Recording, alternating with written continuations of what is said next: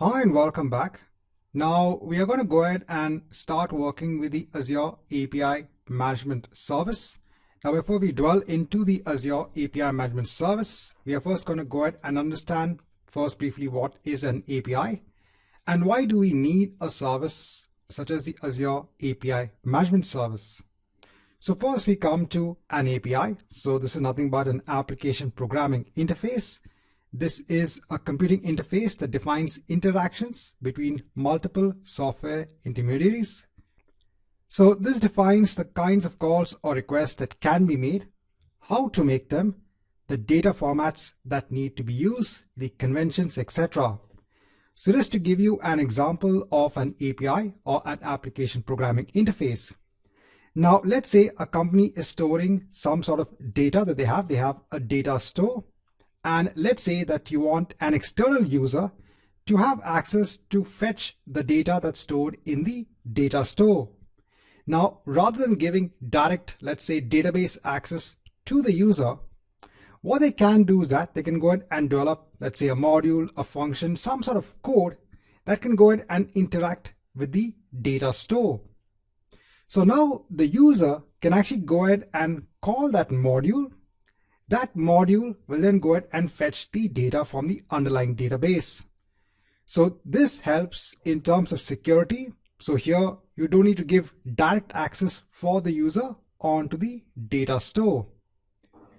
Now over the years, it's becoming much more easier for users to have the ability to invoke functions.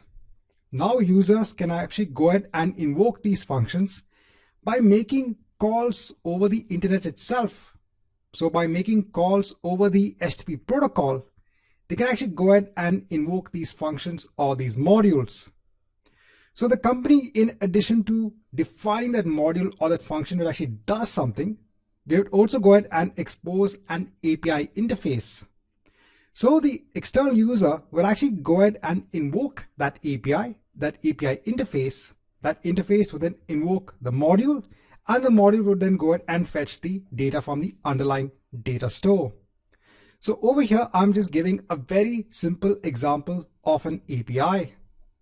Actually, when you go ahead and actually interact with, let's say, Azure resources via the Azure command line interface, actually in the background, the Azure command line interface is again making an API call onto its corresponding Azure service via HTTP itself. So if you go and actually debug the calls in Azure CLI, you'll actually see API calls being made onto Azure services. So invoking or making use of APIs is now the norm when it comes to exposing functionality of a system or an application. Right, so now there's given a brief introduction on APIs. Let's go ahead now and understand the Azure API Management Service.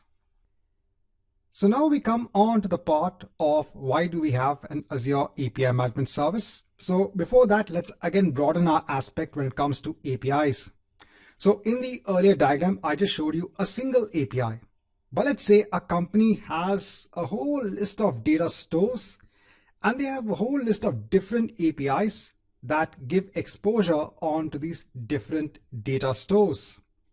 And let's say they have different sort of users who need access onto these APIs or these data stores. So you might have a user that might directly go ahead and invoke these set of APIs, or you might have an application invoking this set of APIs, or you might have the user via a web tool that's again going ahead and let's say going ahead and invoking those set of APIs. And again, there doesn't have to be a one-to-one matching. So you could have applications invoking other APIs as well. So some key things to remember when you go ahead and define multiple set of APIs. So I already talked about security earlier on. Then you also have the concept of decoupling. So over here, your core functionality is separate. Your data store is separate. So this decouples the different components of your architecture, and you have scalability. So you can go ahead and scale your data stores. You can go ahead and scale your APIs. Now that we have this diagram in mind, let me go ahead and introduce the Azure API Management Service.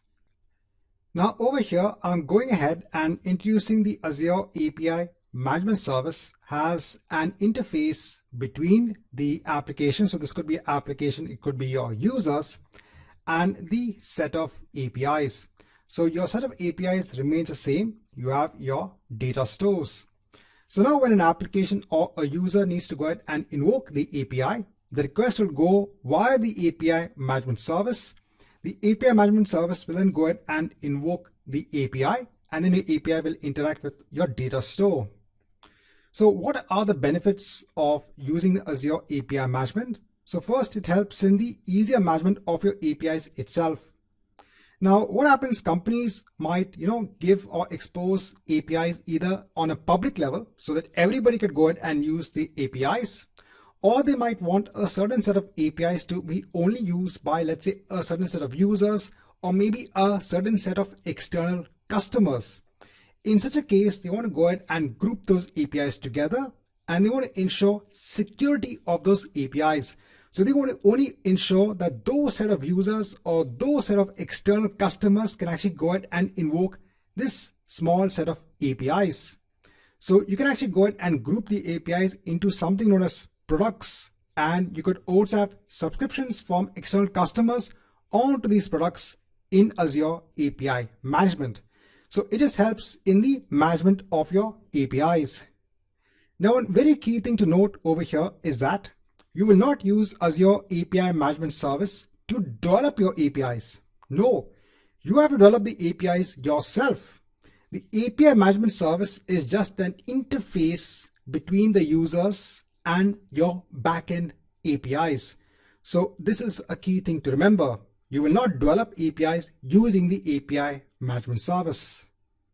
You also have something known as policies. So these are just some of the features I'm explaining when it comes to the Azure API Management Service. You can actually go ahead and change the entire behavior of your APIs via API policies. You also have built-in caches. So let's say you have a lot of requests coming on to your set of APIs, and for better performance, you can actually go ahead and allow API Management Service to cache those frequent responses. Those responses can then be sent back on to the users or your applications instead of actually going in and invoking your backend API again. And you also have better security for your APIs as well. So these are just some of the features that you have of the Azure API Management Service. We'll actually go into a demo and we'll see how to work with the Azure API Management Service. For now, this marks the end of this chapter. Now, I just want to go ahead and give a note on what we're going to implement when it comes to Azure API Management. So we are going to go ahead and create an instance of Azure API Management. I'm also going to go ahead and create an Azure web app. So in Visual Studio, we'll go ahead and create a web API project. We'll then go ahead and publish that project onto the Azure web app. And then we'll go ahead and import that API into Azure API Management. So now when a user wants to go ahead and invoke an API that is hosted on the Azure web app, the user can actually go ahead and invoke that API via the Azure API Management instance. So the first thing we will do is we will go ahead and create the Azure API Management resource. This actually takes time. So the creation of the resource takes around 20-25 minutes.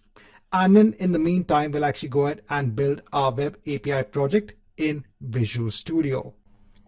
So here we are in Azure. Now I am going to go on to all resources and let me go ahead and click on add. So the first thing I will do is I'll go ahead and add an Azure web app, a brand new one.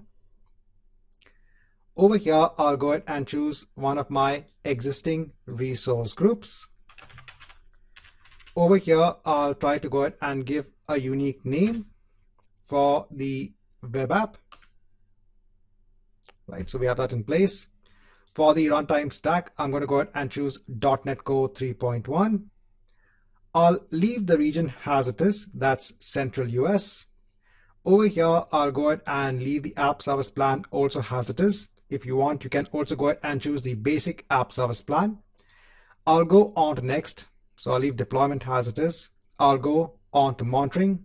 I don't need application insights at this point in time. I'll go on to review and create, and let's go ahead and hit on create. Now in another tab, I'll go ahead and click on add for all resources. And over here, I'll go ahead and search for API management. I'll go ahead and hit on create. Over here, I'll go ahead and choose the same resource group, but this time I'll go ahead and choose a different location. So my Azure Web App is in the Central US location, and my API management is in the West Europe location.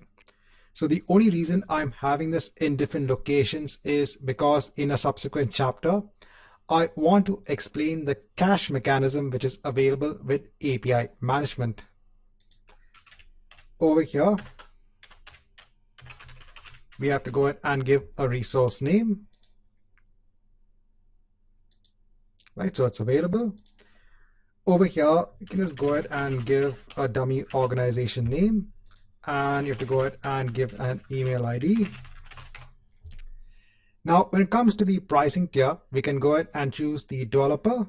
So if you go on to the pricing for API management, if I go ahead and scroll down, so when it comes to the developer, over here, you're paying quite a less amount, but this is per hour. So please know that if you are following along, to go ahead and ensure that after you have finished working with the API management instance, to go ahead and delete the resource.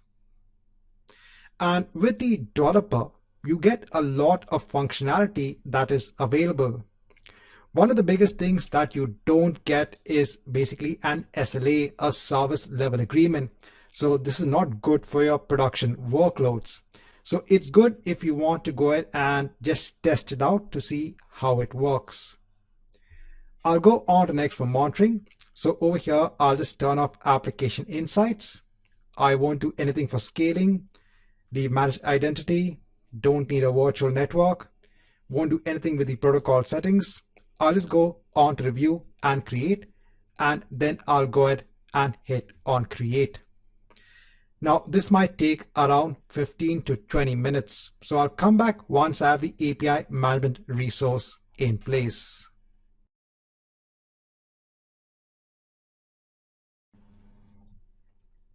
Now in the next set of chapters, I'll go ahead and show students how to build a web API in .NET. So we'll use Visual Studio 2019. Now, if you're already familiar with web APIs, you can go ahead and build your own web API solution. But just for the benefit of those students who want to learn how to build a web API in .NET, I'm going to go ahead and show you how to build a web API. We are going to go ahead and build this API that is going to go ahead and basically work with data, which will be in a JSON file. So over here, I have a courses.json file. So if I go ahead and open it up in Notepad, so it has some JSON objects. So for each object, I have a course ID, a course name, and a rating. So my web API will actually go ahead and have the ability to interact with this JSON based data. We are going to go ahead and upload this JSON file onto an Azure storage account. So what I'll do first is in Visual Studio, let me go ahead and create a new project. Over here, I'll go ahead and search for ASP.NET Core. And over here, I'll go ahead and create a empty ASP.NET Core project. You can go ahead and use a template for the web API, but for the benefit of those students, I want to go ahead and show you how from scratch you can go ahead and build a web API. So I'll go ahead and choose an empty project. I'll go on next. So over here, let me go ahead and give a project name, hit on enter. I'll choose .NET Core 3.1 and hit on create. Right, so we have our web API in place. Now, the first thing I'm going to do is to go ahead and create a model class. So that model class will be a representation of the data that we have over here. So I'll go on to my project, right click, and let me go ahead and add first a new folder. I'll name this folder as models, and in the models, let me go ahead and right click, add basically a new class. So I can go ahead and choose new class. So we are choosing a class, and over here, the name of the class, I'll give it as course. So this is going to be a representation of our course. So over here, we can start going ahead and adding properties for this class. So you can go ahead and use the short form of prop, hit tab. So it will then go ahead and add the entire get and set methods for the property. Now over here, I'm going to go ahead and choose string. So what is the first property that we have? That's our course ID. Again, prop. Again, we have a string. And what do we have next? We have the course name. So we'll replace it over here.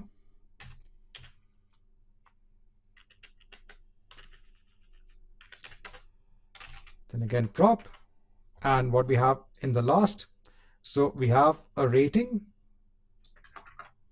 So for this, we can mention it as float and mention the rating over here. Right, so we have our model in place.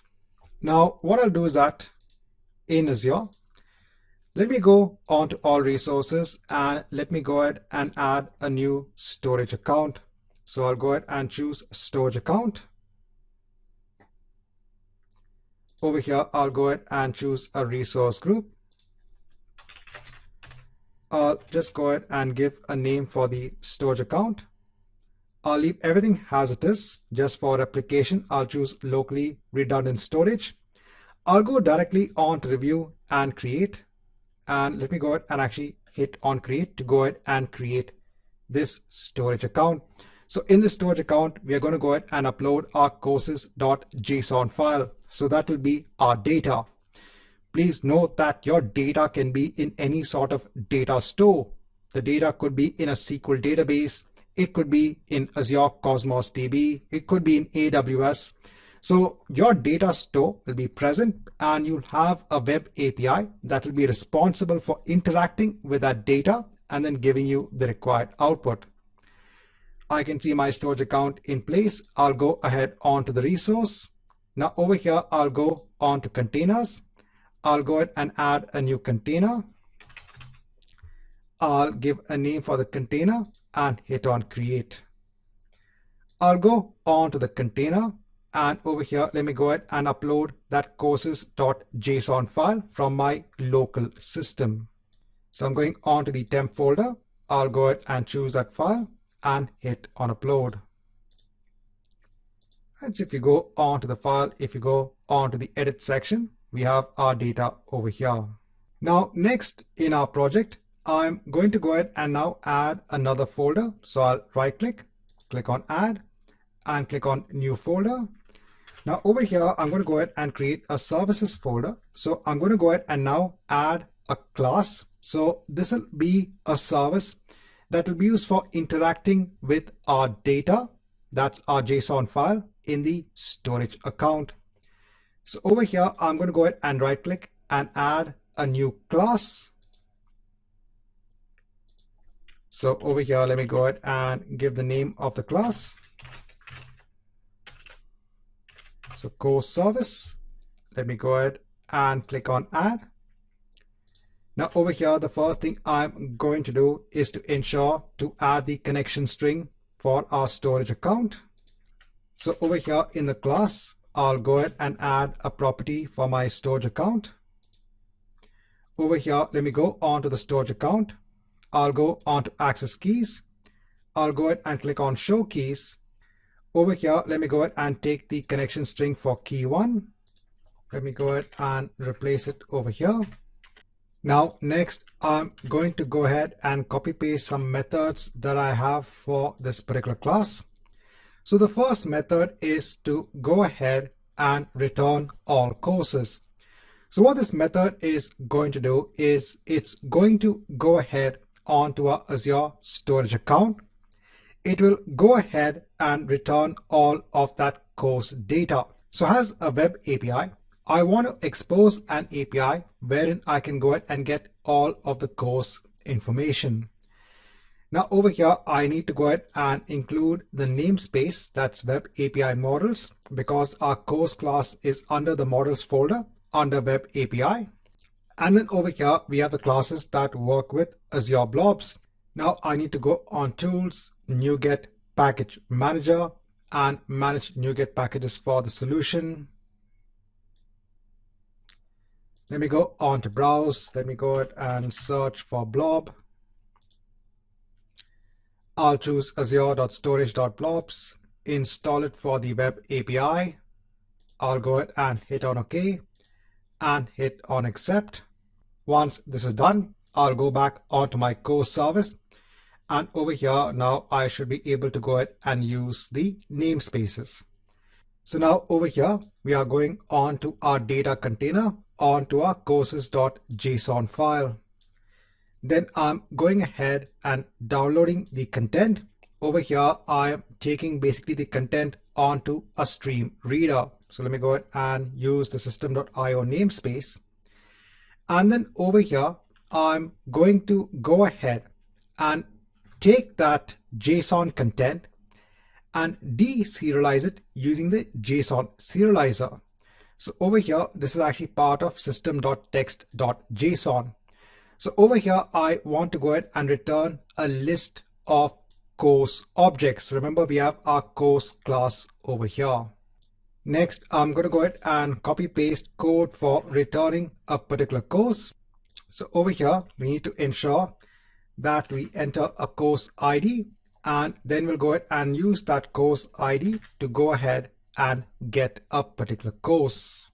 And then I'll paste in another method. This will be used for adding a new course. So over here, we're going to go ahead and pass in a new course object. Again, I'm going ahead and getting all of the content of our blob in our storage account.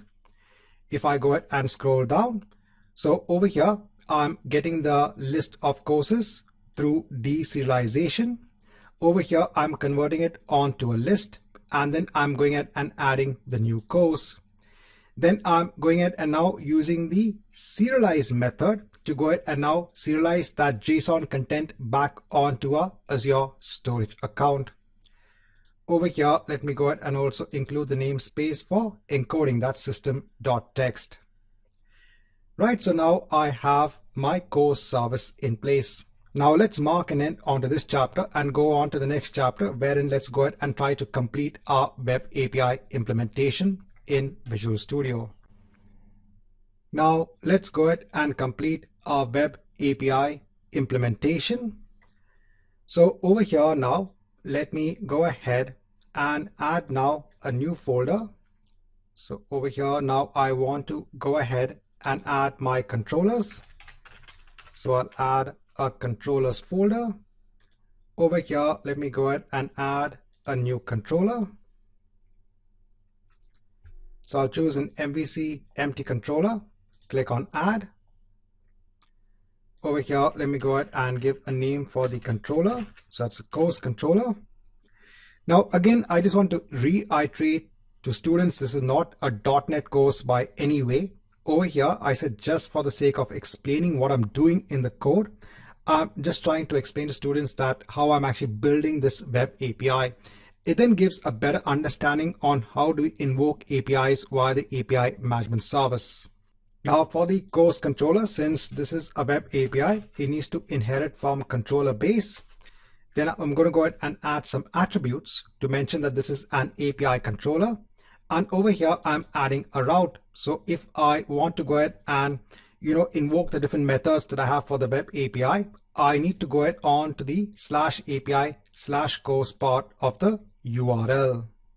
Now next, within my class, I am adding a property for my course service. So over here, let me go ahead and include the namespace. So it's web API services because I have my course service under services. Going back onto my course controller. Now I want to ensure that I can actually go ahead and use this course service class.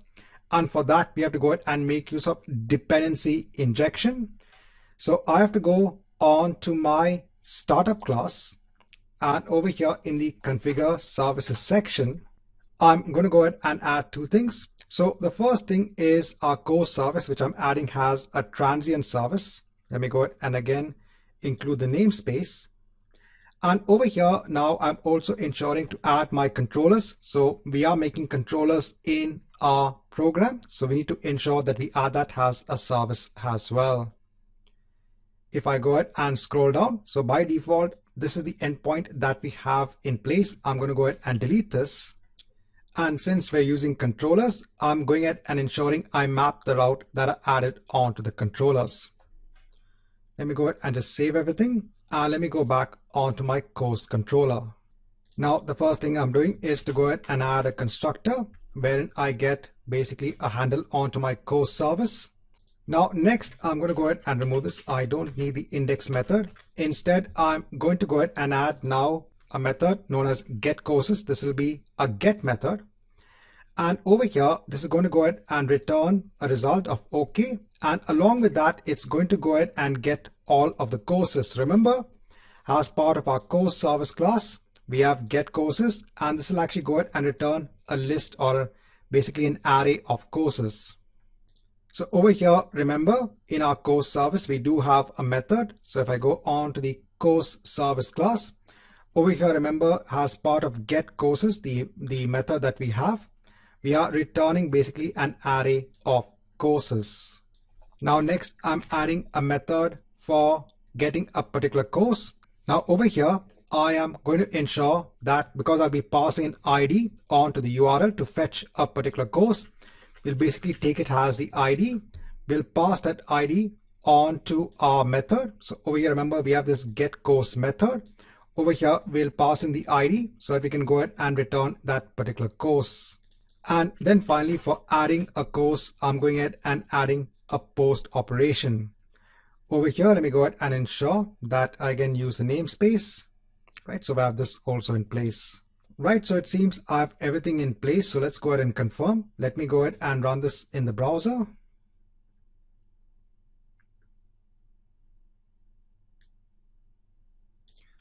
Now over here, page can't be found, and that's fine because we have nothing running on this particular port number at this particular URL. We have to go on to remember API and course. And now we are getting a list of courses. Remember, this is picking up the data from the JSON file in our Azure storage account, and it's returning this information onto us. Remember that in our controller, this is based on the route, so /API/course. And remember, that's the same thing we have over here. And remember, we can also go ahead and pass in an ID. So let's say we want to go ahead and return the course name of AZ-104. So over here, this is the course ID. So let me go ahead and add this over here. And over here, we're getting only that particular course. So now let's mark an end onto this chapter where we now have our web API in place.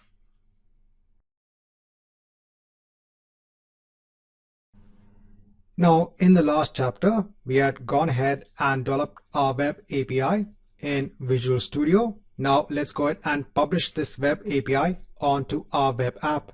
In Azure, I can also see that I have my API management instance in place. But first, let me go on to my web app. So I have my web app running over here. So over here, if I just go ahead and take the URL, and if I go on to a new tab, right, so this is the demo application. Now let me go on to Visual Studio, take the project, right click, and let me go ahead and hit on publish. I'll go ahead and choose Azure, go on to next.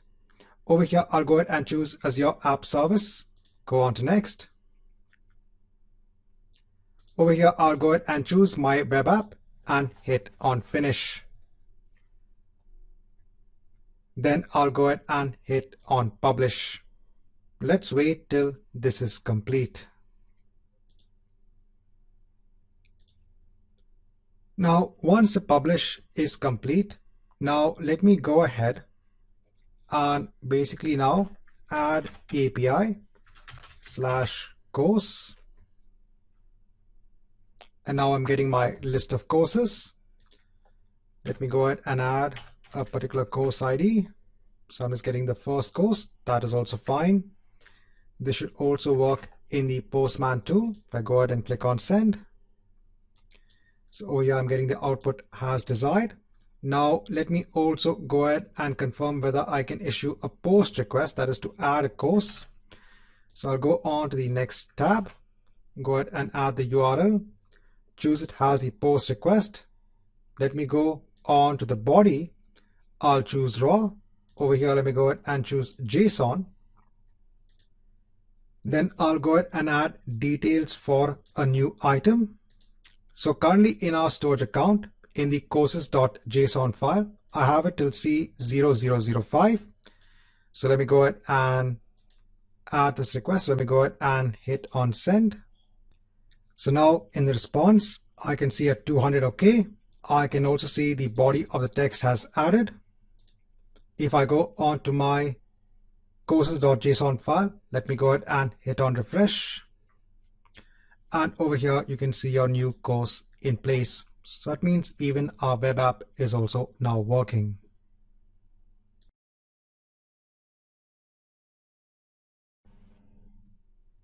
So now that we have our Azure web app in place, now let's go ahead and add an API in our API management service. So in this tab, let me go on to all resources. Over here, let me go ahead and choose my API management service. Over here, let me go on to APIs. Let me go ahead and just hide this. Now by default, we get a sample API that is an echo API. If you don't need this API, you can go ahead and hit on delete because we don't require it. Now we can go ahead and add a blank API, which we are going to do. But you can also go ahead and create an API based on different specifications. So let me go ahead and choose a blank API. Now over here, let me go ahead and give a name. What is the web service URL? So over here, let me actually go on to a new tab. I'll open web services in a new tab.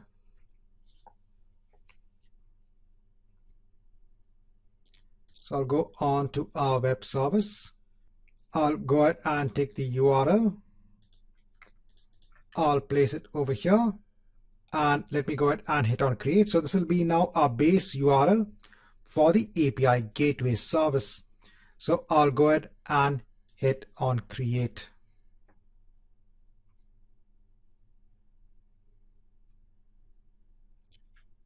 Now, once we have the API in place, we can actually go ahead and start adding our operations. So let me go ahead and add now an operation. Over here, let me go ahead and give a display name of get courses.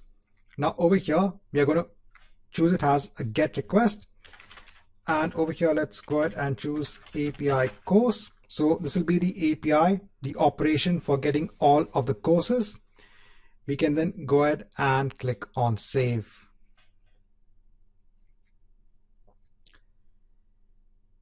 Now for each API operation that you have over here, you have settings for that operation.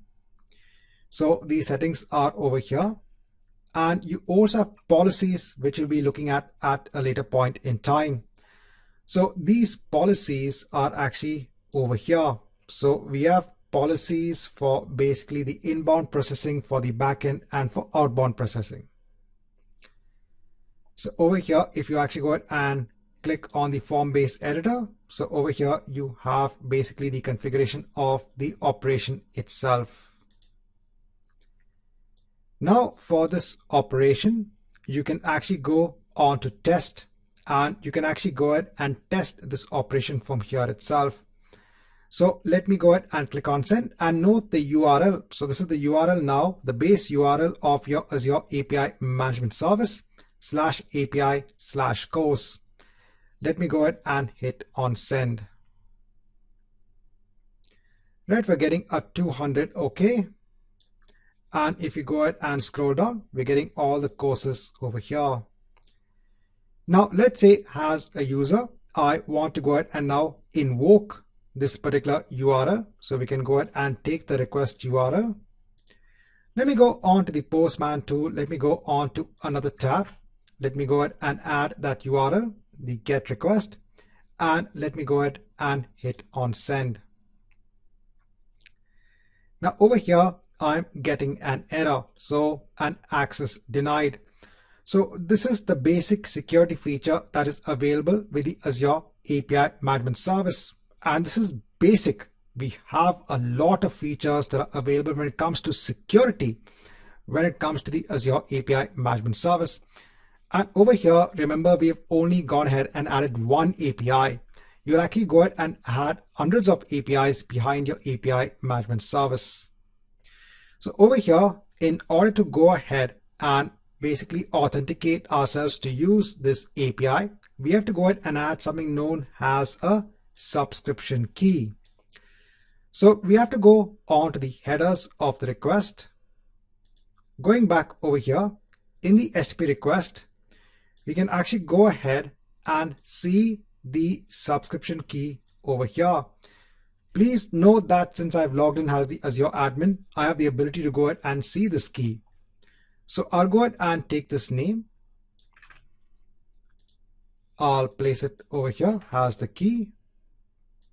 And what is the value? Let me go ahead and take that and place it over here. And let's go ahead and now click on send.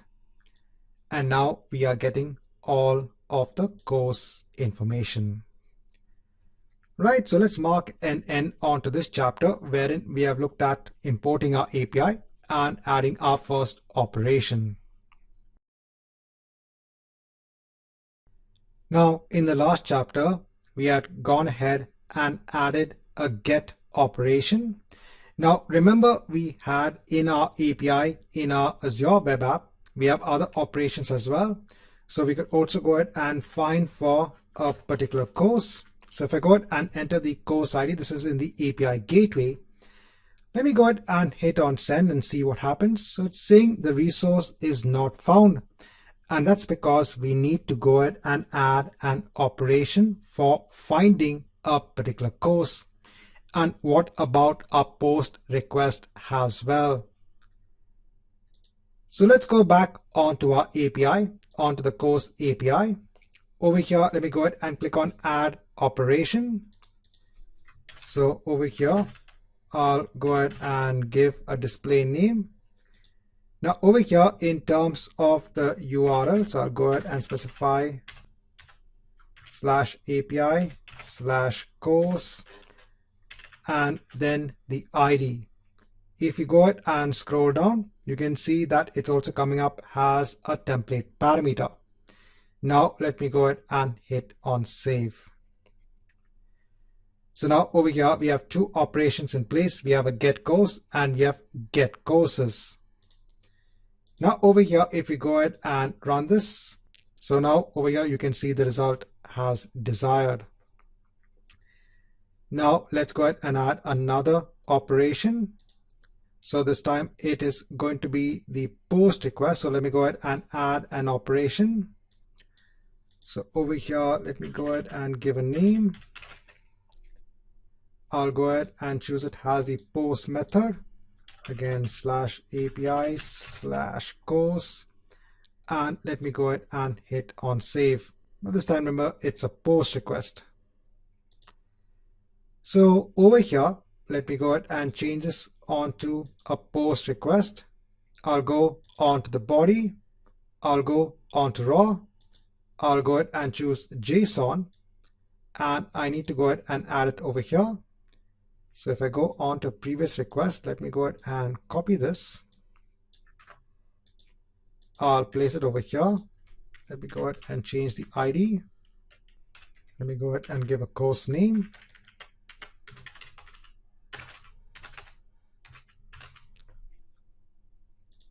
So if I go onto my courses.json file, this is currently what I have.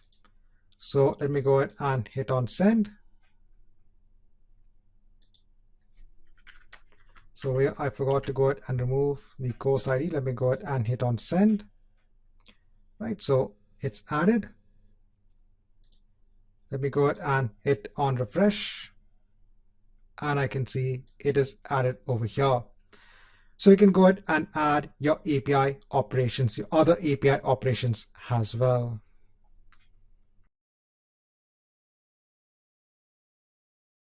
Now, currently as part of our setup, we can go ahead and invoke our API either via the API gateway or even via our Azure web app.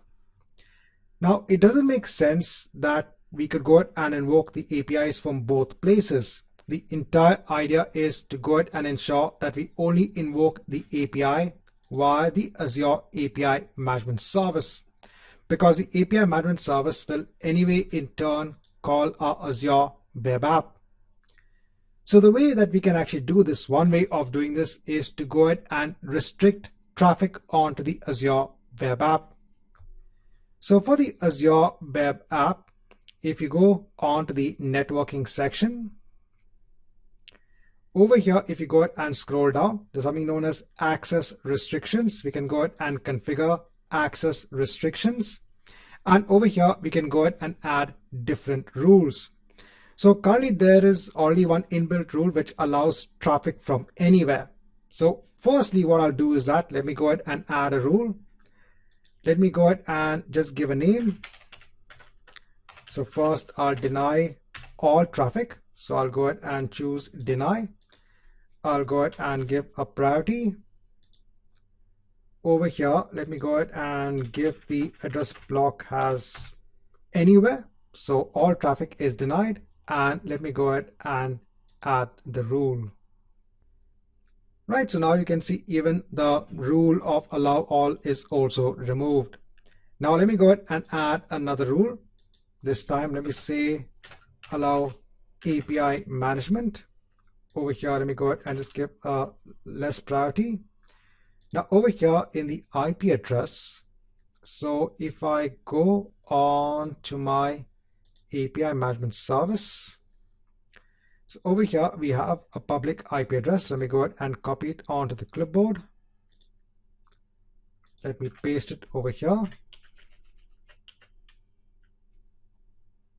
And let me go ahead and add the rule. Right, so we have this rule in place. Now, if you go on to our web app,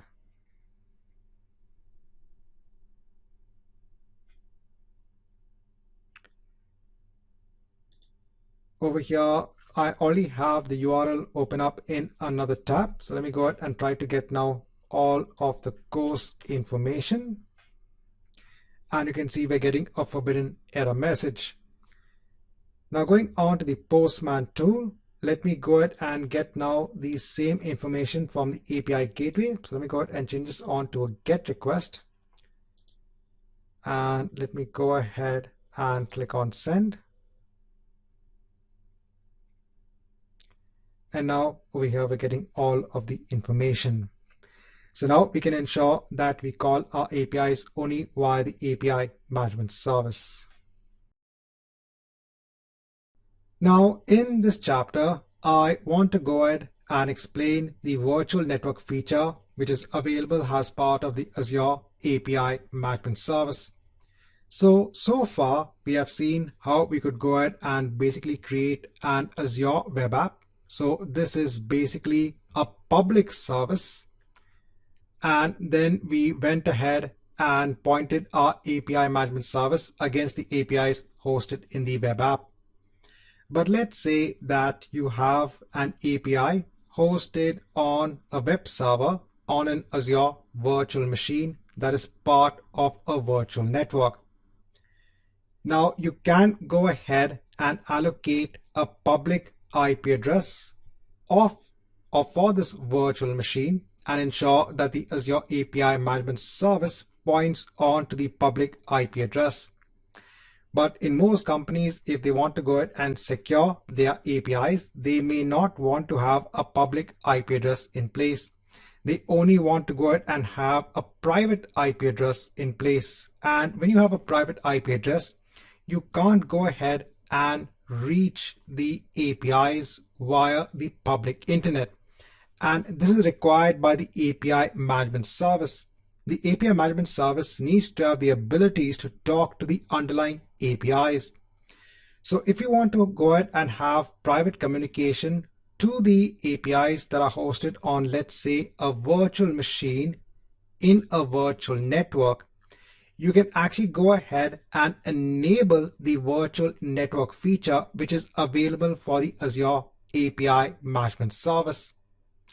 When you go ahead and enable this feature, then there is a link that gets created between the Azure API Management Service and the virtual network. Now, there are two settings that are possible when it comes to the virtual network setting for the Azure API Management Service. First is external. So over here, the gateway is accessible from the public internet via an external load balancer. This means that requests can actually come from the internet onto the Azure API Management Service, and they can be directed onto the APIs in the virtual network. Or you could only have it internally. That means only users from within the virtual network, within that environment itself, can actually go ahead and access the virtual machine, which is part of the virtual network. Over here, users from the internet cannot go ahead and invoke the APIs. So this is when you have your APIs only to be hosted within the company network itself. If you want others to go ahead and maybe access the APIs, then you can go ahead and create site-to-site VPN connections from your on-premise servers onto the Azure virtual network. Again, this is just a scenario that is available. Now we are going to go ahead and see an example on how you can enable this virtual network connectivity for the Azure API Management Service. Now here we are in Azure. Now the first thing I am going to do is to go ahead and create an Azure VM. This will be used for hosting our APIs. So over here, let me go ahead and create a new virtual machine. Now over here, I'll go ahead and choose one of my existing resource groups. Over here, let me go ahead and choose the central US location. Let me go ahead and give a simple name for the VM. No infrastructure required. I'll go ahead and choose Windows Server 2019 Data Center. I'll choose a size that is available. Let me go ahead and enter the account details. Over here in the ports, let me go ahead and allow traffic on port 80 because we will be installing Internet Information Services to go ahead and host our API. I'll go on to next for the disks. I'll leave everything as it is. I'll go on to networking. Now over here, we need to go ahead and make a change. So let me go ahead and hit on create new. So over here, we have to ensure that whatever is the IP address range that is assigned onto the virtual network, over here we have /16 in place and the subnet is /24.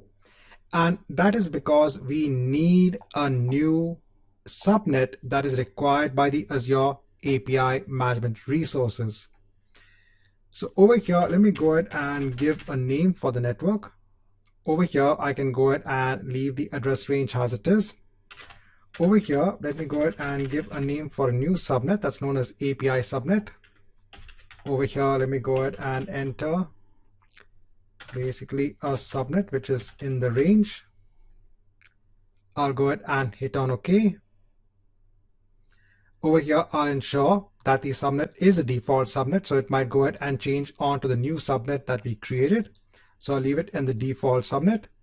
I'll leave everything else as it is. Let me go on to next for management. I'll go on to advanced. I'll go on tags. I'll go on to review and create.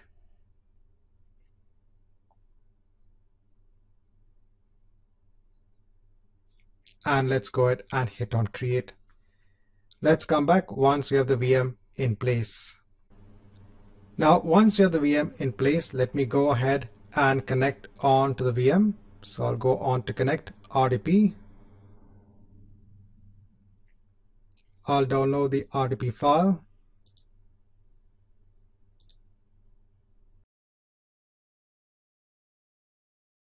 I'll connect onto the server. So I'll go ahead and click on yes. Now on the VM, I'll go ahead and click on add roles and features. So I'll go on to next. Now I'm going to go ahead and also deploy basically an API solution. So we had seen this early on. We had gone ahead and deployed that web API onto an Azure web app. This time we'll go ahead and deploy it onto an Azure VM. So I'll go on to next for web server. Now I'm going to go ahead and deploy that basically from Visual Studio. So for that, I'm going to go through the steps of how do you enable a VM when you want to go ahead and publish a project basically from Visual Studio. So we had seen this earlier on. So for now, I'll go on to next. Now over here, let me go ahead and enable the management service. I'll go ahead and click on add. I'll go on to next and let me go ahead and hit on install. Now in the meantime, I'll go on to my web API. So this is the same web API that goes ahead and interacts with our courses.json file. So now instead of publishing this onto an Azure web app, I want to go ahead and publish this onto an Azure VM. Now over here, I have a storage account in place. Now let me go on to the access keys. I'll show the keys. I'll take the connection string. Let me go ahead and replace the connection string over here. So I do have a data container, courses.json.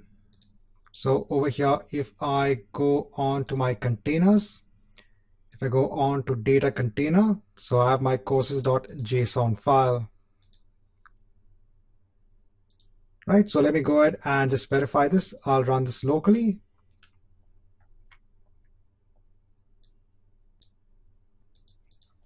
So over here, let me go on to /API/course. Right, so I'm getting all of the data. Now let me go back onto my VM so I can see this is complete. Now let me go over onto tools. I'll go over onto Internet Information Services Manager. Over here, let me go on to the VM. Let me go on to the management service. Let me go ahead and enable remote connections. Over here, let me go ahead and hit on apply. I'll go ahead and hit on start. Right now, next, let me go over onto local server. I'll go on to enhance security configuration. I'll turn this off. I'll go on to Internet Explorer.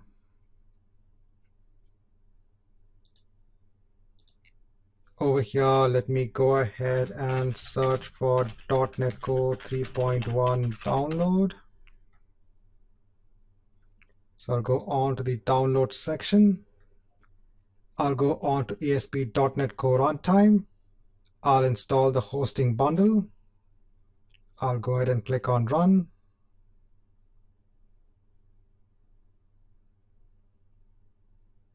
So I'll agree to the license terms and click on install. Once this is complete, I'll go ahead and search for web deploy 3.6 download. So I'll again download version 3.6. I'll go ahead and hit on download over here. I'll choose the 64-bit version. I'll go on to next. I'll go ahead and allow once. So let me go ahead and run the installation. So I'll go on to next for the installation. I'll go ahead and choose the complete installation. Now, once this is complete, let me go ahead and hit on finish. So everything is done on the VM. Now over here, let me go on to demo VM.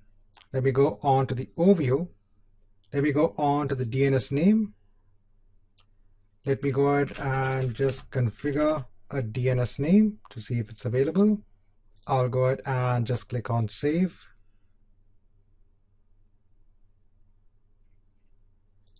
Next, let me go on to the networking. So I'll go back on to demo VM, networking, add an inbound port rule for 8172. So over here, it's 8172, TCP, allow, give the name, click on add.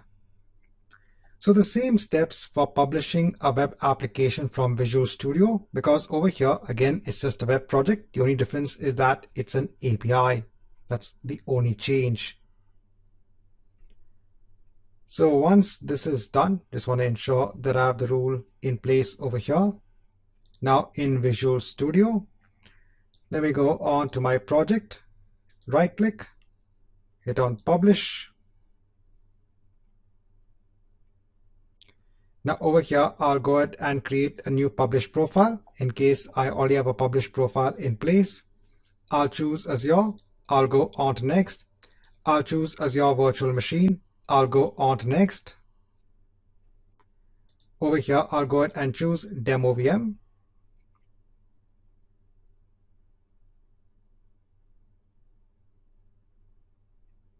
So it seems to be okay.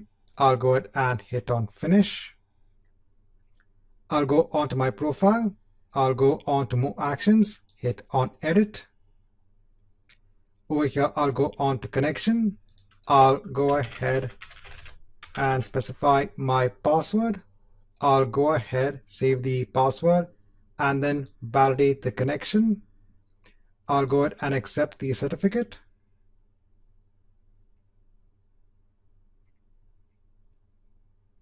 And then I'll go ahead and hit on save. Now let me go ahead and hit on publish. Right, so it's gone ahead and published the project. Now if I go on to the overview of the VM, I take the public IP address, I go on to new tab, I go on to /API/course, and over here you can see the response in place. So in this chapter, just want to go ahead and do the prep work wherein we now have our API hosted on an Azure VM. Now in the last chapter, we had gone ahead and set up now the VM, which has our API in place. Now we need to go ahead and enable the virtual network connectivity onto an API management instance. Now over here in Azure, I already have an API management service in place. If I go onto my APIs, I should only be having the Echo API in place. Now, if you go ahead and scroll down, so if you go on to virtual network, here is where you can actually go ahead and configure the virtual network. Now, before I can go ahead and apply the network configuration for the virtual network, I need to go on to the network which is hosting my virtual machine. Over here, I need to go on to subnets. I need to go on to the API subnet, and I need to ensure that it is using a network security group. Now, by default, when you go ahead and create a VM, it will go ahead and create a network security group. So just for the purpose of this demo, I'll go ahead and choose the same network security group, and let me go ahead and hit on save.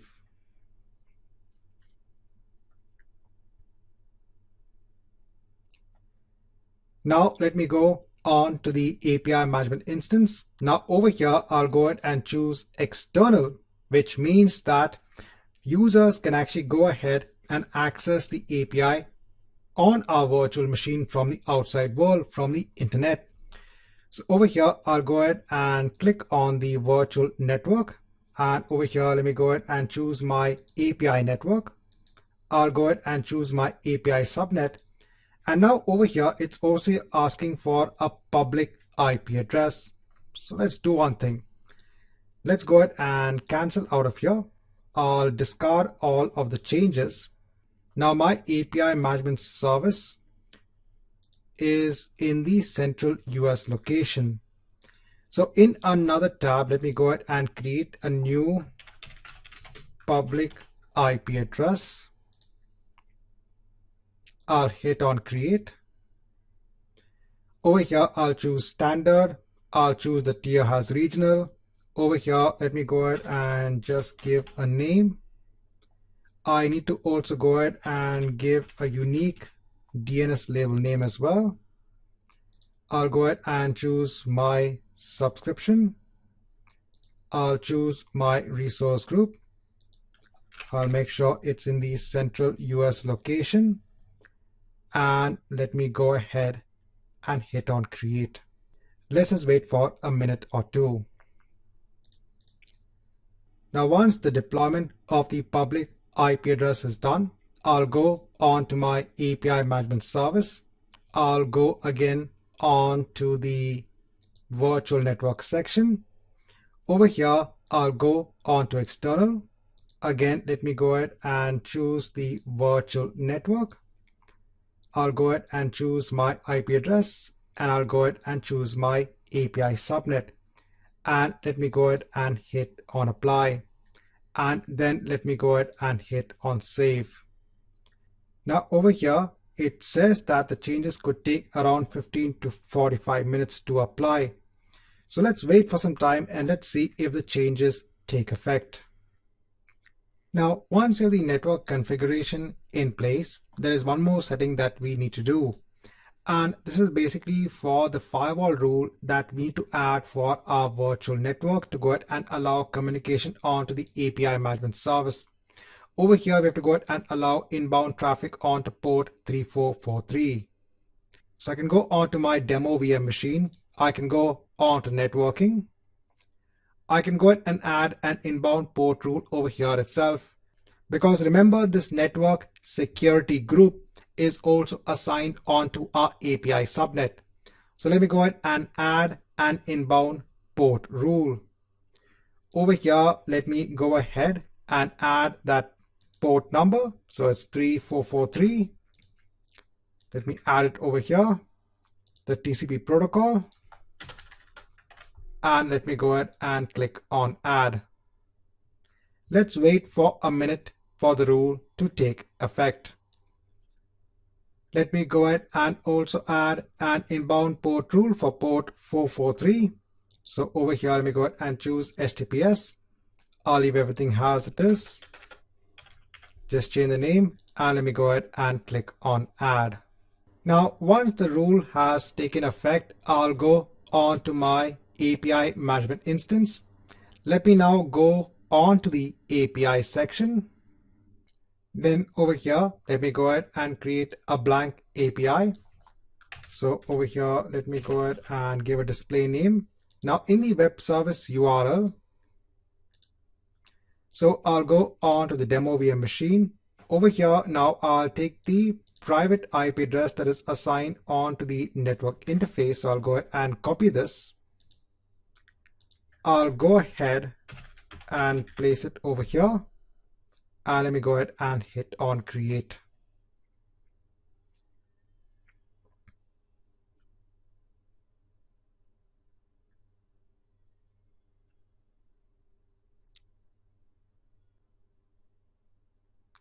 Now for the API, let me go ahead and add an operation. So let me go ahead and hide this. Over here, let me go ahead and add an operation. So this is to get the course, and over here /API /course, and let me go ahead and hit on save.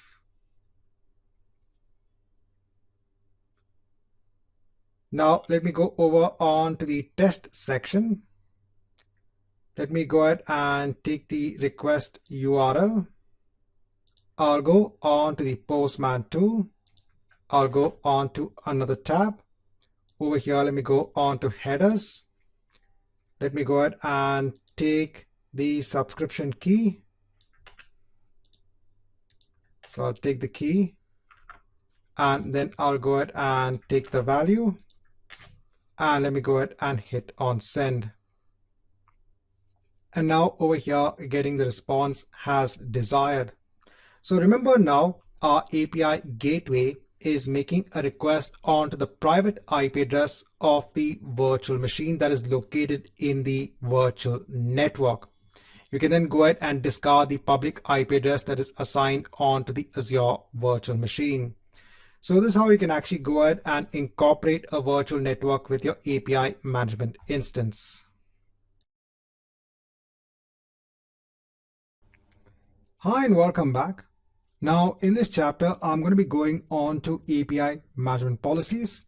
So here we'll just have a quick overview of how we can implement policies in API management.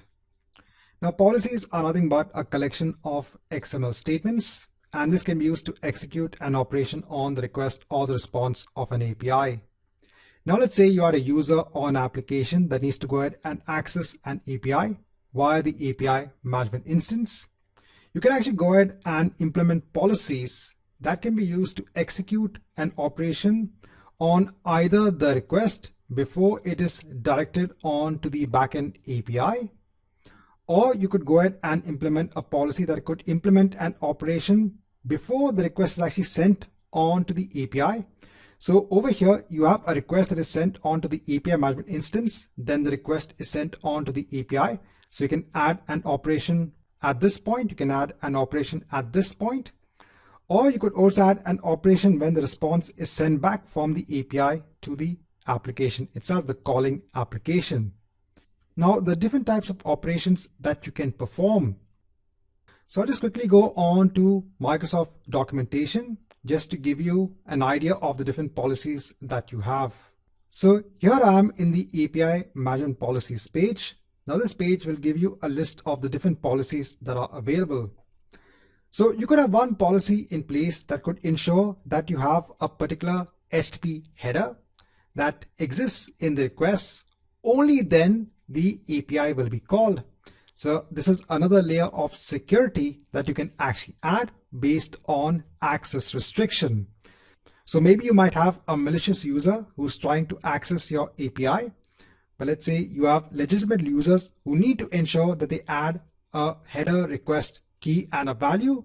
That header key and value request will only be accepted then by the API. You can go ahead and ensure that you have such a policy in place for Azure API management. You can also go ahead and limit the call rates. So this is good when you want to avoid malicious users who are trying to bombard your APIs. So you can go ahead and limit the call rate itself to ensure there is not too much of a burden on your APIs.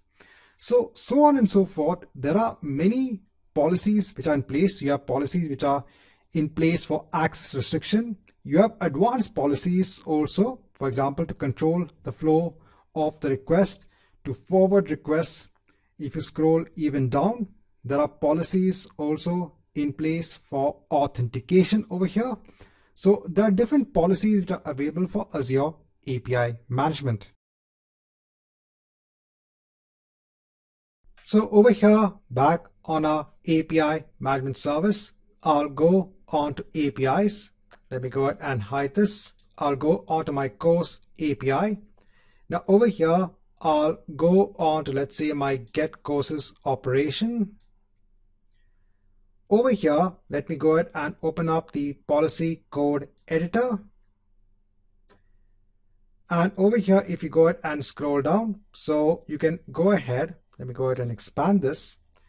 So I can see policies for inbound, for the backend, for the outbound, and for on error as well. So I'm going to go ahead and add now a IP filter wherein the action is forbid. And over here, I'm going ahead and giving what is the IP address, the public IP address that is assigned onto my workstation. Let me go ahead and click on save. Once this is done, if I go on to the Postman tool, over here, if I go ahead and try to issue a GET request against my API, let me go ahead and click on send.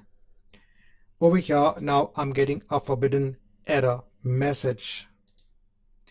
If I go ahead onto the policy form editor, if I go ahead and just remove this, Go ahead and click on save. Over here, if I go ahead and click on send, so I'm getting the information again. So over here, a very simple example on a policy on how you can restrict traffic based on IP addresses.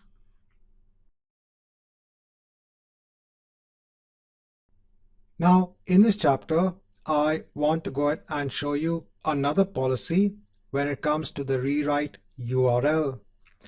Now, sometimes when clients call your APIs, they might be calling it in a certain way.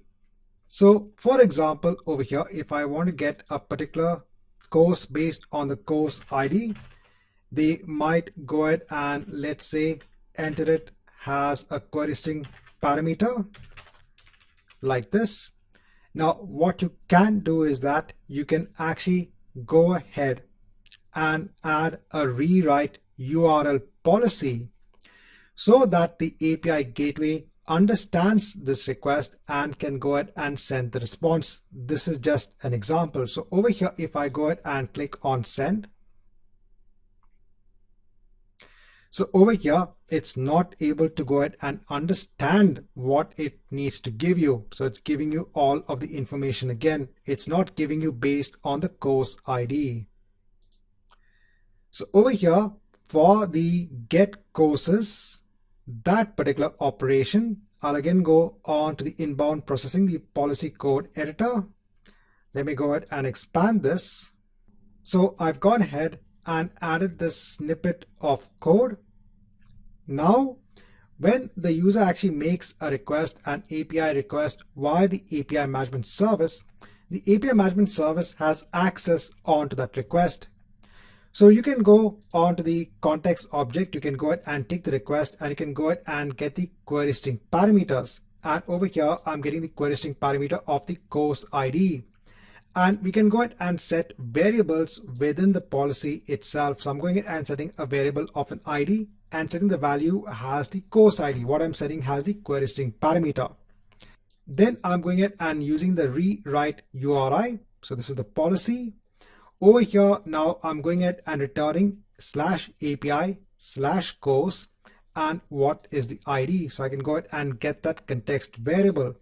So over here, I am now taking that URL. So over here, if I go ahead and take this URL, the API gateway will take that URL and now submit that URL in a format that is understandable by our API, which is hosted on our Azure web app.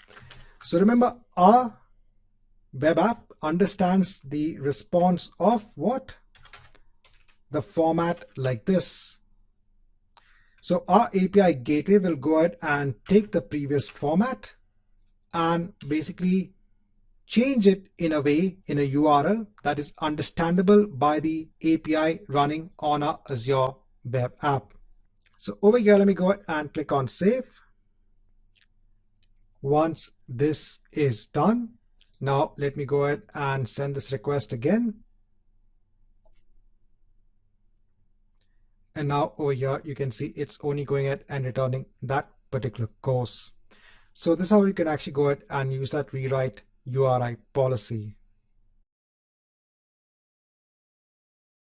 Now in this chapter, I want to show you how you can make use of conditions within your policies.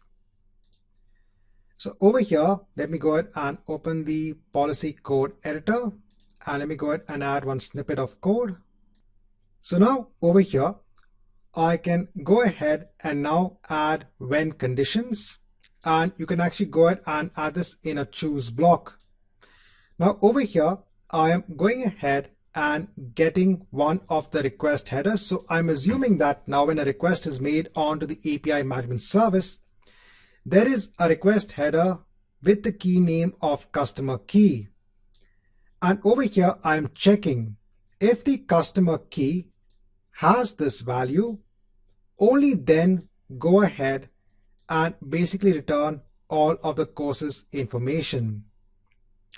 So let me go ahead and hit on save. So I'm actually doing this, remember, for my main get courses operation. Now, if I go on to the Postman tool, And let me go ahead and try to now get all of the information. So now you can see we're getting an internal server error because now it expects that information. So if I go on to the headers over here, let me go ahead. So I have the policy over here as well. So let me go ahead and add the header key as customer key. And in the value, let me go ahead and enter this value. Right now, let me go ahead and hit on send. And now I'm getting all of the information. So in this chapter, I just want to go ahead and show you how you can make use of conditions. Now in this chapter, I just want to go through how you can change the outbound response that is given by the Azure API Management Service. So you can go ahead and apply a lot of policies that are available in the API Management Service. You can go ahead and apply a policy onto the inbound request. You can also go ahead and apply a policy onto the outbound response as well. Now in this chapter, I just want to go ahead and give a very simple example on this. So over here, I have an API management service in place. I just have one simple operation of getting courses. So if I go on to get courses over here, if I go on to test over here, let me go ahead and take the request URL.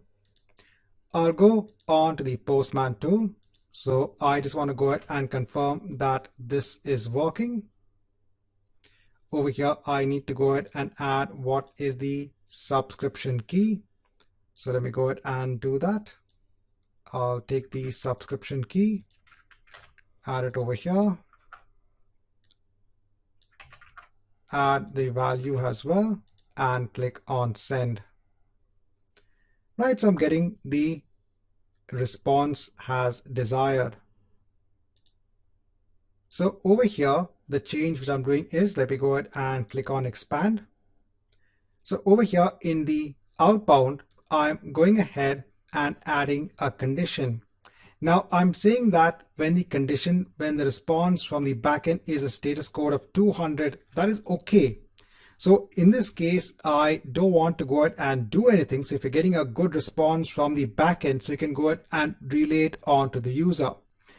But just to go ahead and give you an example on how you can actually change the response that's sent back onto the user, I'm going ahead and just giving this example. So I said when the backend, the response from the backend, so that is now available even to our Azure API Management Service because our requests and responses are going via the Azure API Management Service.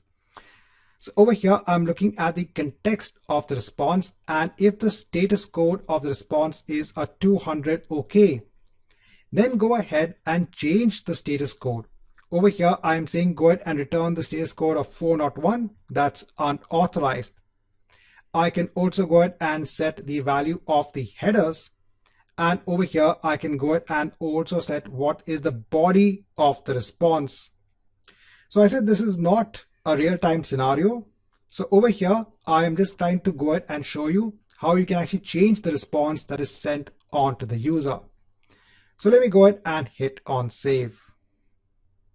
Now, once this is done, if I go ahead and now send the request again,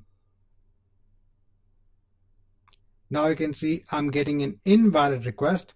If I go on to my headers, over here, you can see the header in place. So you can also go ahead and control the outbound responses as well.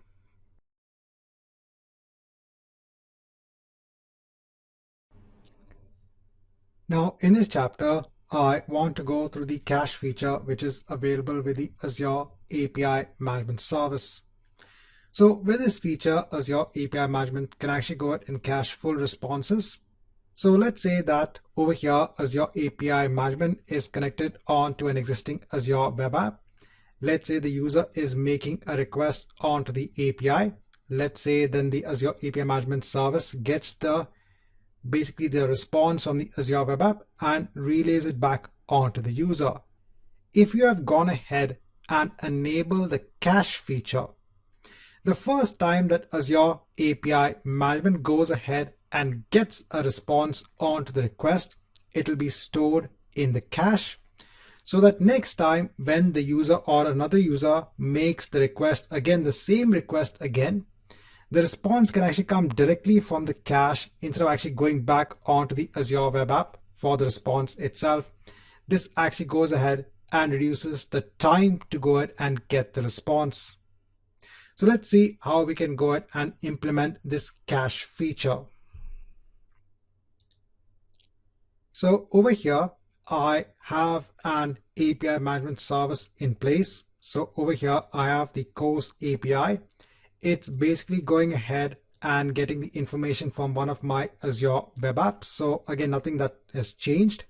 Only thing is that I have a brand new API management service.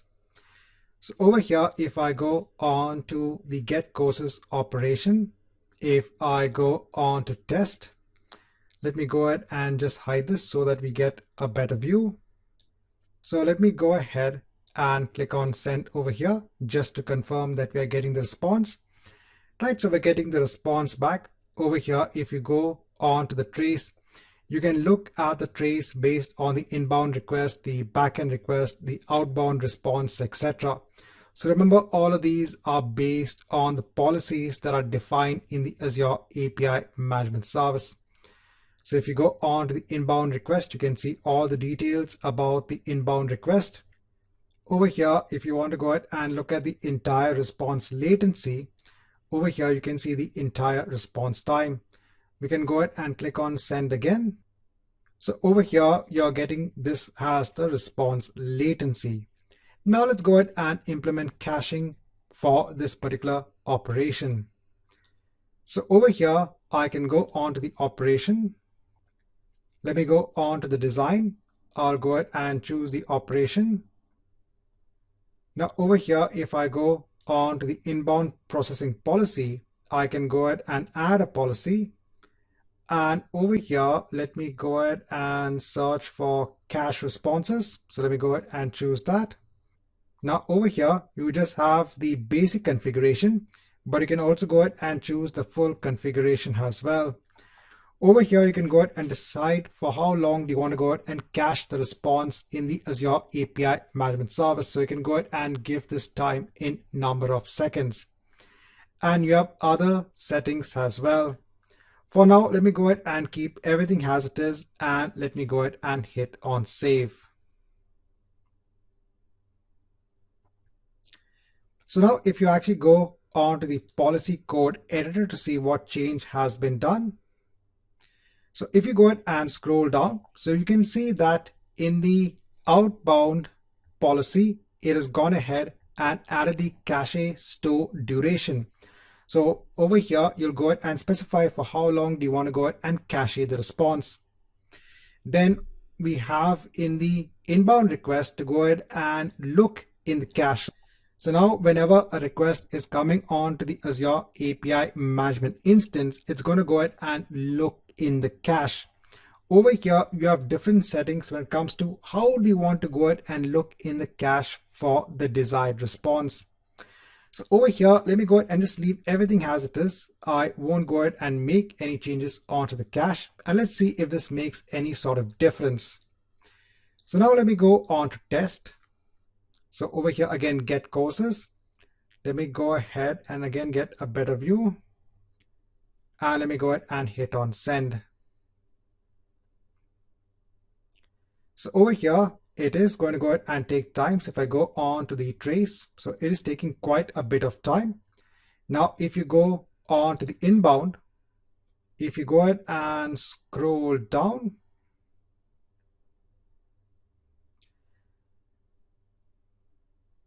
so over here, in terms of the cache lookup, you can now see it's using the internal cache.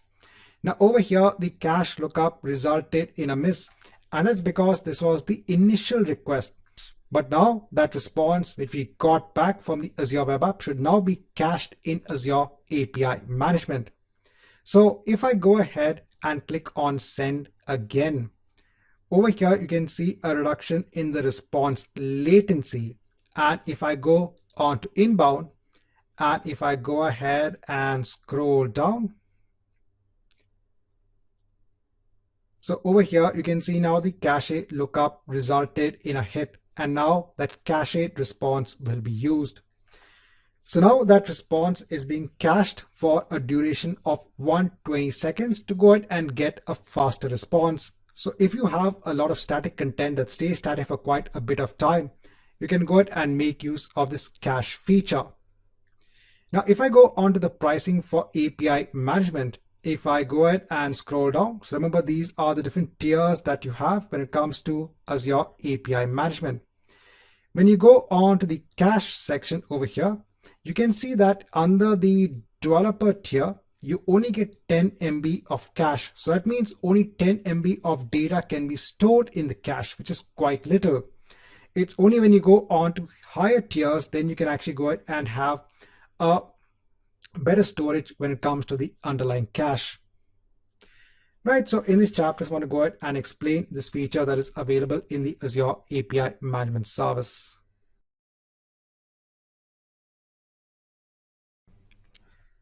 Now, in this chapter, I want to show you an easier way in which you can actually go ahead and import your APIs into the Azure API Management Service. So if you go ahead and add OpenAPI documentation onto your project, you can actually go ahead and just import the API using that OpenAPI specification. Now, in order to go ahead and accomplish this, I'm going to go ahead and implement Swagger to go ahead and document my APIs. So over here, I'll go on Tools, I'll go on to NuGet Package Manager, and I'll go ahead and manage NuGet packages for the solution. Now over here in Browse, let me go ahead and search for Swash. So I want to go ahead and choose swashbuckle.asp netcore. Let me go ahead and install it.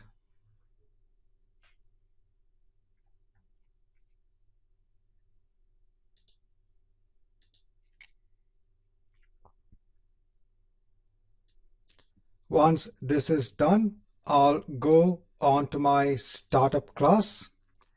Over here, firstly in these services, let me go ahead and add the Swagger generator. Then in my configure method, over here, let me go ahead and configure the use of Swagger, and then I'll go ahead and add a Swagger endpoint. So now if I go ahead and run my project,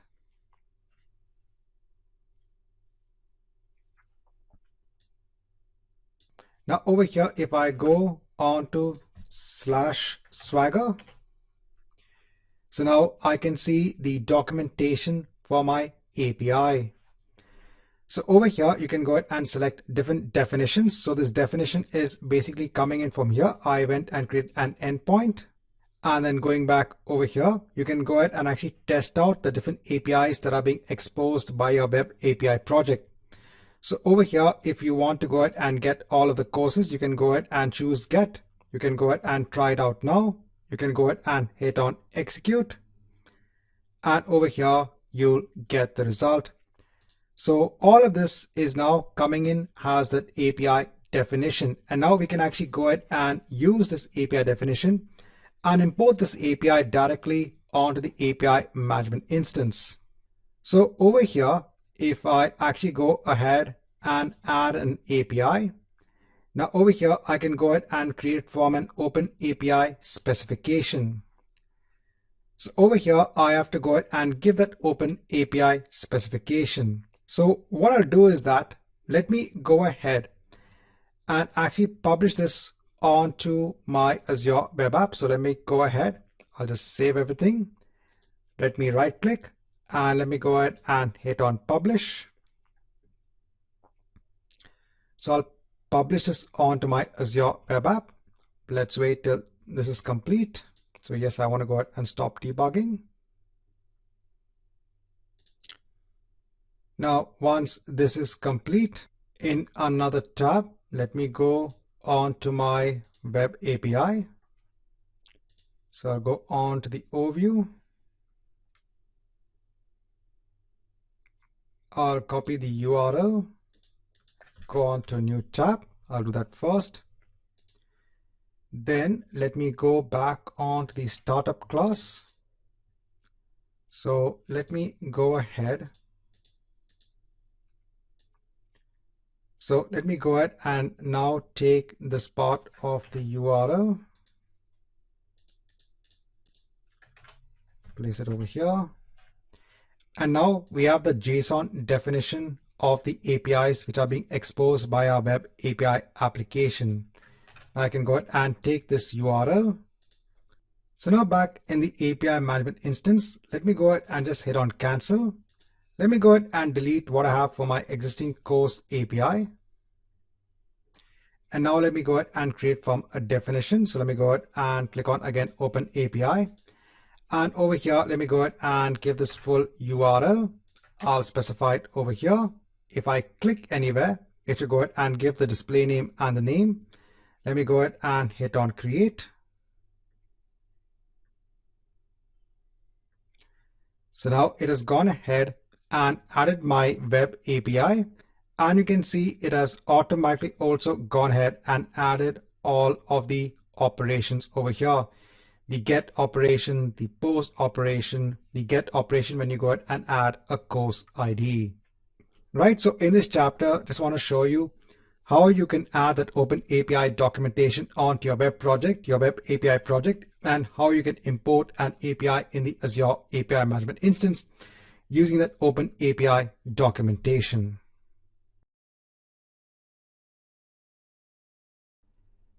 Hi and welcome back.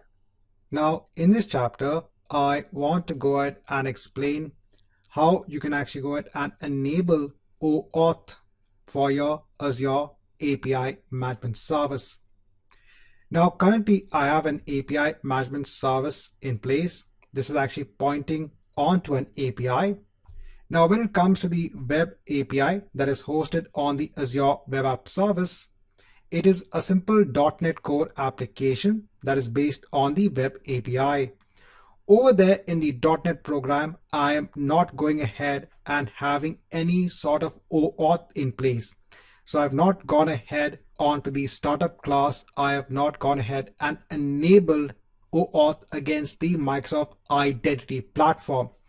It's a simple web API that is going ahead onto a courses.json file in a storage account. This is something we have seen early on, and it's going ahead and getting the information. So if I go ahead and invoke the API from the Postman tool, I'm getting the response as desired. But now let's say that at the Azure API management level, the Postman tool needs to go ahead and send an access token, that's a bearer token, onto the Azure API Management instance. Only then will Azure API Management actually allow access onto the underlying API. So this is something that you can do. So in the Postman tool, again, you'll go ahead and try to get an access token from the token endpoint. And then you'll go ahead and send this access token onto the Azure API Management Service. So over here, when calling the Azure API Management Service, we need to go ahead and add the bearer token over here in terms of the authorization. Now, the first thing that we need to do is to go ahead and create two application objects in Azure AD. The first application object will go ahead and represent our Postman tool, and the next application object will go ahead and represent our Azure API Management instance. So let's go ahead and do that. So now over here in app registrations, I've gone ahead and deleted whatever app registrations I had. So now let me go ahead and create two registrations. So first is for the Postman tool. I'll go ahead and hit on register. And the next is for my Azure API Management instance. let me go ahead and hit on register over here. Now for the API management instance, since this is going ahead and exposing an API, I have to go ahead onto the expose an API section. And over here, let me go ahead and add a scope. I'll go ahead and accept the application ID URI, and let me go ahead and hit on save and continue. Over here, let me go ahead and give a scope name. Let me go ahead and choose admin and users. I'll go ahead and just give the same display name description over here, and let me go ahead and add the scope. So we are going ahead and adding or exposing a scope for the application object. This will be attached onto our API management instance. Now, since we are going to be invoking the API from the Postman tool, I have to go onto app roles, and let me go ahead and create an app role. So over here, I'll do a courses.read. I'll give it to applications. I'll go ahead and give the same value over here and the description, and let me go ahead and hit on apply. Now next, I'll go back onto my registrations. I'll go on to the Postman tool. Now over here in API permissions, let me go ahead and add a permission. So I'll choose my APIs. I'll choose the API management application object. I'll choose the permission of course.read, add the permissions, and let me go ahead and just grant admin consent for the default directory. Right, so now once this is done, let me go on to the Azure API Management instance. Let me go ahead and expand this, and over here, let me go on to the OAuth section, and let me go ahead and now add an OAuth configuration. Over here, we need to go ahead and give a name. If I go ahead and scroll down, we can just go ahead and give a very simple URL just for the client registration page. This is not required. Now, since I want to go ahead and use the Postman tool, I'll go ahead and choose client credentials. Now over here, we have to go ahead and give the authorization endpoint URL. So over here, let me go on to the API management application object. I'll go on to the endpoints. Now I'll take the OAuth 2.0 authorization endpoint v2. I'll copy it. I'll place it over here. I'll choose both the get and the post request. I need to go ahead and now give the token endpoint URL. So I'll go on to OAuth 2.0 token endpoint v2. I'll copy that. Let me go ahead and place it over here. I'll go ahead and scroll down. Now over here, I need to go ahead and give the scope. So then what I'll do is that I'll go on to expose an API. Over here, I'll just go ahead and copy the scope. Then I'll place it over here. Next, we need the client ID and the secret. So let me go back onto API management. I'll go on to the overview. I'll take the client ID. I'll go ahead and copy it over here. Next, we need the client secret. So I'll go on to secrets. I'll generate a new secret. I'll go ahead and click on add. I'll copy the value of the secret. I'll place it over here. And then over here, I'm going to go ahead and copy the authorization code ground flow. So I'll go ahead and copy this. I'll go on to my API management object. Over here, I'll go on to authentication. I'll go ahead and add a platform. I'll choose web. Over here, I'll go ahead and enter that as the redirect URI. And let me go ahead and click on configure. Once this is done, let me go ahead and hit on create over here. So we've gone ahead and create our OAuth service configuration. Now let's mark an end onto this chapter, and in the next chapter let's go ahead and complete our entire configuration of OAuth. Now in the last chapter we had gone ahead and configured OAuth for the Azure API Management instance. Now we have to go on to our APIs. I'll go on to the course API. Let me go ahead and hide this. Now over here, I can just go on to my get courses operation, or you can even go on to all operations if required. Go on to settings.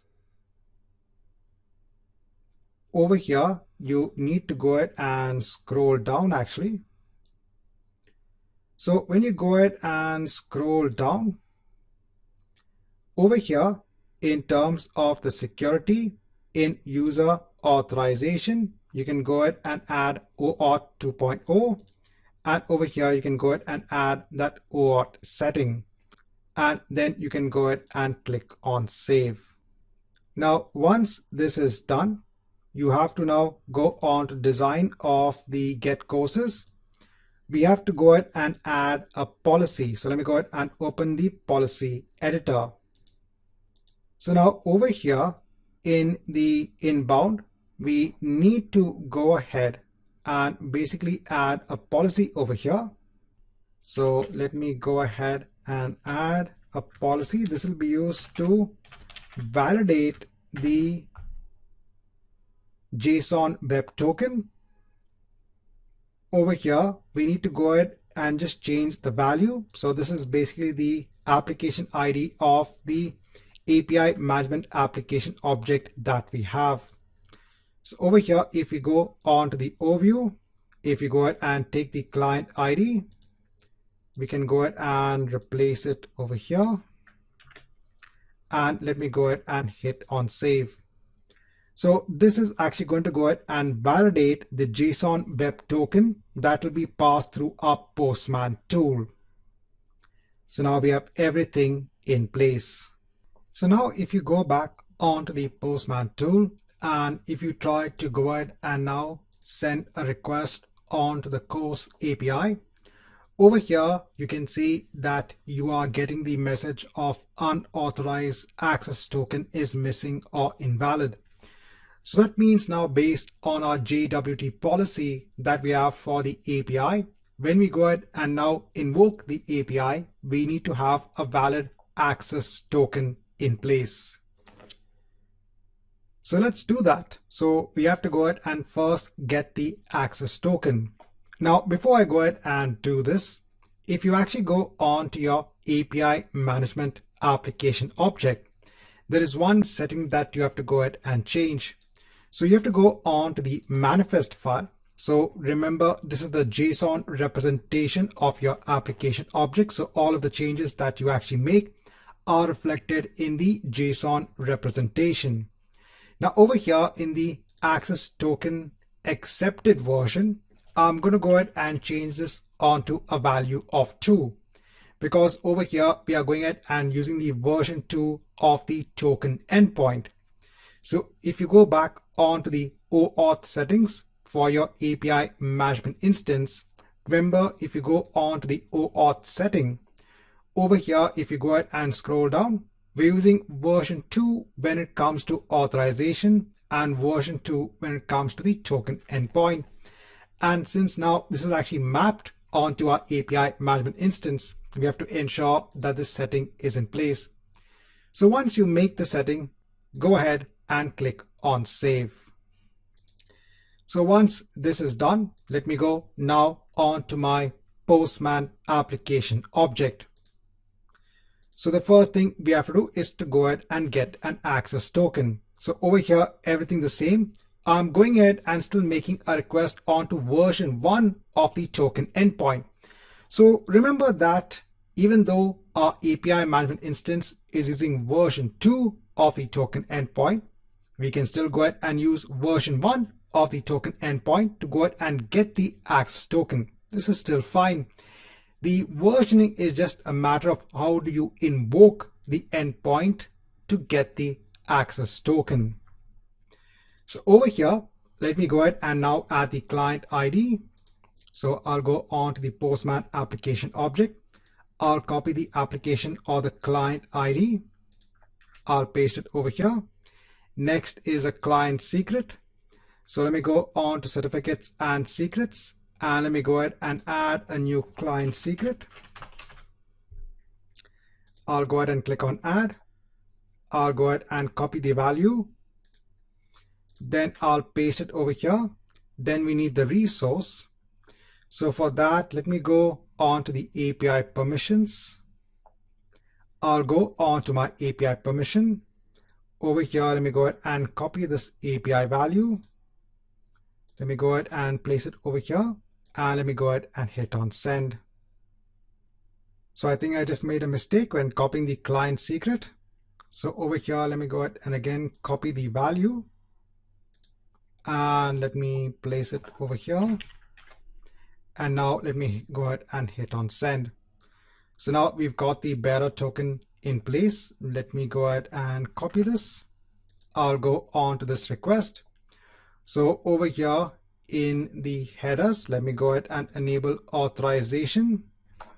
Over here, let me go ahead and ensure to make it a bearer token, paste the value, and then click on send.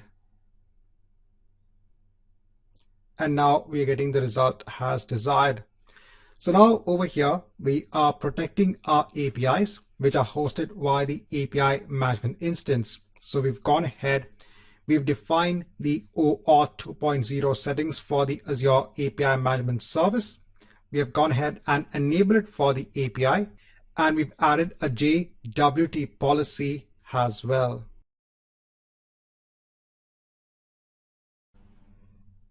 Now, in the previous chapter, we had seen how we could use the Postman tool to go ahead and access a protected API that is hosted via the Azure API Management instance. Now let's go ahead and see how we can make use of an ASP.NET Core based application. So over here, I'm using an application that I already have in place. It's an ASP.NET Core based application. It's an MVC based application, and it goes ahead and makes a request onto the Azure API Management instance onto our API itself. So over here, I'm just going to go ahead and let you know on what I've done in this code itself. So again, this is a very simple MVC based application. When it comes to authentication, we've already gone ahead and seen in depth how to use OAuth when it comes to authentication. So over here, we are doing nothing different. So over here in my home controller, I am going ahead and actually making a request onto basically my API. So the first thing I need to do is to ensure that I have the valid URL for my API. So I can go ahead and copy it from our last chapter. So I have this as the valid URL, and I can paste it over here. So over here, I am getting an access token based on my scope. So I have to go ahead and change the scope here. So for that, let me go ahead firstly onto the API Management Application object. Over here in Expose and API, so I already have the scope in place. This is something that we added early on in the last chapter. So let me go ahead and copy this onto the clipboard, and let me go ahead and paste it over here. So I'm ensuring that I use this scope to go ahead and get the access token for the user. Then I'm going ahead and basically adding it in the authorization header section. So over here in the header section, I'm basically adding the bearer token, and then using the HTTP client class, I'm going ahead and making a request onto the Azure API Management instance. And if I go ahead and get a proper status code, then I'm going ahead and setting the content onto the view bag. And if I go on to my pages, so let me go on to the views, I'll go on to the index page, and over here I'm just displaying the content. So whatever I get back from the API, I'm just displaying it over here. Now let me also go ahead back onto the home controller. I'll take the scope from here. Then let me go on to my startup class. Let me ensure that I add it over here as well. Let me go ahead and just save everything. Now let me go on to the application settings.json file. So now over here, let me go ahead and add the details for my application object. So let's do one thing. Let's go on to our default directory. Let's go ahead and create a new application registrations. So over here, let me go ahead and just give a name, and let me go ahead and hit on register. Now over here, let me go ahead and take the client ID. I'll go on to Visual Studio. I'll go ahead and replace it over here. Next, we need the client secret. So let me go on to certificates and secrets. Let me go ahead and create a new client secret. I'll go ahead and click on add. I'll go ahead and copy the value. Let me go ahead and paste it over here. Now I need to go ahead and basically add a web application. So I'll go on to authentication. I'll add a platform, a web application. So over here, localhost. I'll go on to Visual Studio. Let me go ahead on to the properties, launch settings.json. Take the port number, place it over here. I'll go back onto my app settings.json file. I'll copy the sign-in URL. I'll copy the same thing over here. So this will be sign out. Let me go ahead and hit on configure. Now let me go on to API permissions. Let me go ahead and add a permission. Over here, I'll choose my APIs. I'll choose the API management application object. I'll choose delegate permissions. I'll choose the permission that we have. I'll click on add permissions. And now we are done. Going back onto the code, let me also go ahead and ensure that I add another header. So let me go ahead and add another header with just a simple name and value string pair. So that is basically for the subscription key. So let me go on to my Azure API Management instance. Let me go on to my APIs. I'll go on to my course API. I'll go ahead and just hide this. I'll go on to get courses. I'll go on to test. I'll go ahead and scroll down. Let me go ahead and take this as the name. Let me go ahead and add the value.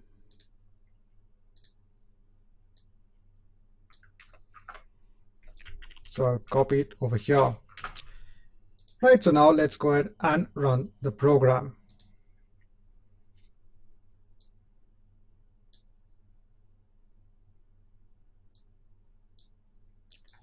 So let me go ahead and log in. So you can log in with any user.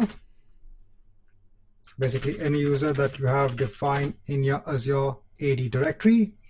So over here you have the consent screen. Let me go ahead and hit on accept.